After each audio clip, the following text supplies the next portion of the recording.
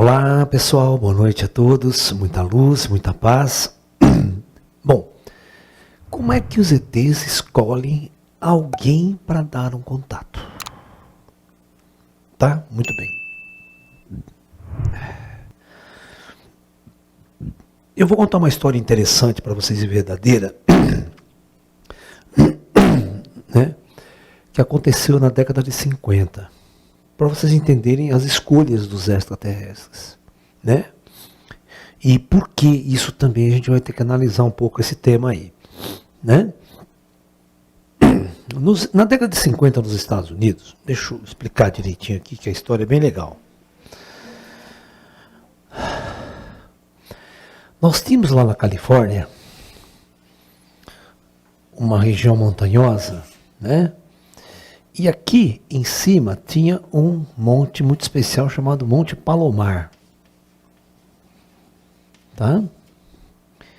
Aqui se encontrava, na década de 50, o maior telescópio do mundo. Telescópio de Monte Palomar. Telescópio inaugurado depois da Segunda Guerra Mundial, na década de... Veio a inauguração do Palomar aí, quando é que foi? O Big Eye. A data de inauguração do Big Eye.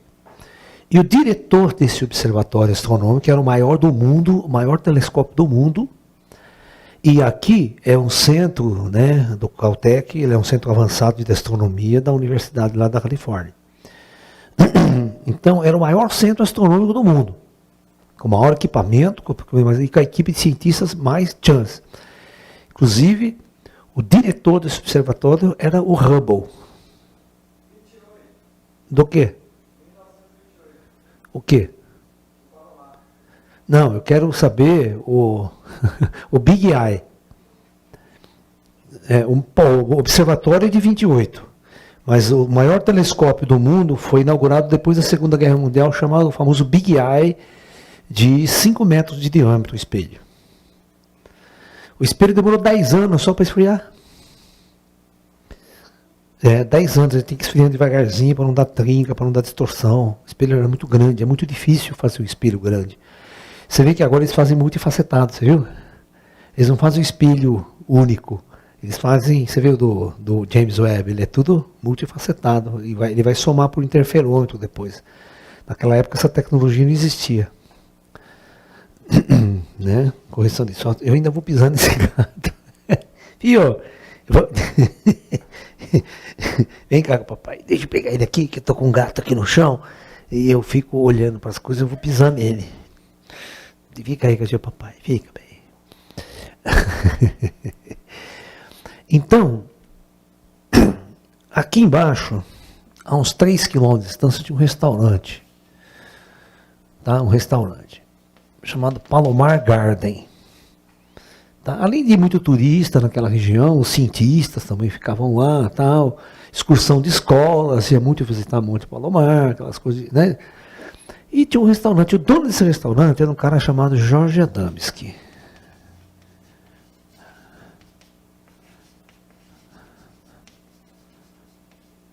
Ok? George Adamski.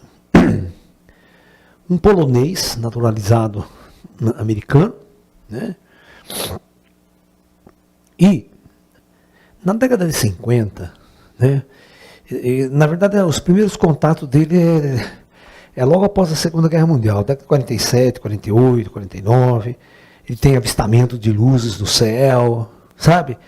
E ele gosta muito de astronomia, né? Tem um telescopinho amador, ele vai lá no campo, fica observando, e vê muitos UFO, ele gosta muito dessa coisa de UFO. Tá? Muito bem. As naves sobrevoavam essa região aqui. A pergunta que eu vou fazer para vocês é o seguinte. Os extraterrestres escolheram o George Adamski para dar contato, entrar dentro da nave, dar um rolê, se tornar um laranja dos ETs, e não escolheram toda essa equipe que estava aqui.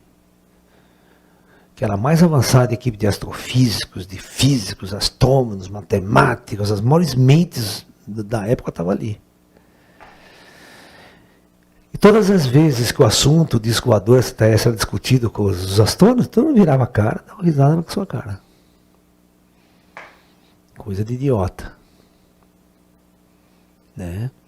No entanto, os extraterrestres escolheram George Adams para um contato. E ele escreve um livro chamado Inside of Spaceship, ou seja, dentro da espaçonave. Então ele é levado, né, por uns seres humanos, eles são o contato dele é com humanos avançados que nem nós, os loiros, tal, né? O que é muito engraçado é quando Adams perguntou de onde eles vinham, né? A resposta é Vênus. Hoje a gente sabe que, é muito difícil vir de Vênus, né? Tem uma civilização, qualquer coisa parecida lá em Vênus, né? Não é o Tartuco? Cadê o Tartuquinho do pai? Sem vergonha. Então, a pergunta que eu quero fazer para vocês é essa. Por que eles escolheram, né, George Adams e não escolheram os astrônomos que estavam lá em cima, que podiam fazer toda a diferença e toda a revolução no conhecimento na humanidade? E se nós formos dar um rolê também pela casuística ufológica mundial, nós vamos deparar com isso o tempo todo. O tempo todo os extraterrestres escolhendo pessoas sem a mínima importância na sociedade. Não escolhiam cientistas, não escolhiam médicos, não escolhiam políticos, não escolhiam militares para uma abdução, para um contato mais direto. Agora, avistamento de primeiro grau, isso aí todo mundo anda atrás, né? Os militares, todo mundo, força, essa coisa toda. Mas escolher para levar um papo, convidar você para dentro da espaçonave, dar um rolê, né? Ter a paciência de vir conversar com você, responder suas perguntas. O ET tem que ter muita paciência, né? Quanta pergunta idiota não vai vir, né? Tem que ter a paciência de Jó para ficar respondendo, né? O que é o amor, mestre? Aquelas perguntas. Né? Então tem que ter uma paciência danada. Então, este caso é um caso para todos nós pensarmos. Né? Por quê? Então, vamos tentar entender qual é o critério do extraterrestre, né? Na primeira vista, a gente vai tentar entender uma coisa assim. Eles queriam intervir pelo não mútil. Tá? A gente já cheira isso aí, cheira o tipo de intervenção light.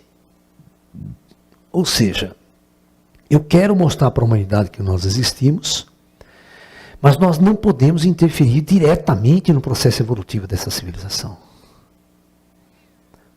Certo? Porque o impacto é direto. Não é mérito de nossa civilização a evolução. Aí seria uma intervenção deles, né? Você está me entendendo? Ai, filho, você não vai ficar quieto não, fiotinho de... fiotinho de raposa. Você sabia que você parece uma raposinha? Que parece uma raposinha? Olha na folga dele, safado. Safado, sem vergonha. Não. Deixa eu ver, você fica aí. Ele vai meter um tapa no meu zóio aqui, porque ele quer pegar o microfone. Então, fica aí, deitadinha. Deita aí, deita. Deita com a tetinha aqui com a bunda. Deita com a bunda com a tetinha aí, filho. Deita aí. Xereta que nem ele só. Bom, onde eu estava? Bom, então, isso cheira a seguinte situação, presta atenção. Eu tenho uma missão nesse planeta, mas eu não posso ir aonde eu quero ir. Eu não posso fazer o que eu posso fazer. Tem um tratado aí. Então eu vou abduzir algumas pessoas, mas não posso abduzir aquela que faz a diferença na humanidade. Entendeu? E nós vamos ser sempre sorrateiro. Somos aqui, desapareço, amanhã eu volto. Ou seja, fica essa coisa no ar, entendeu? Fica aquela situação assim meio, não é, pode ser, talvez. Todo mundo sem aquela certeza, né? Exatamente, quando o Jô Soares, né? Sempre quando entrevistava um ufólogo, a primeira pergunta que ele fazia era essa. Por que os ETs só abduzem velhinha, João Ninguém, aquela pessoa lá que está morador de rua? Por que não vem abduzir? Quero eu dar um contato para me dar? Então, você é um comunicador. O dia que isso acontecer, bela história, né? Os ETs sabem disso, e não é o momento de se fazer isso. O planeta Terra está sob intervenção, sob olhos extraterrestres, mas não é chegar na hora deles vir com tudo e abrir o jogo para toda a humanidade, não é.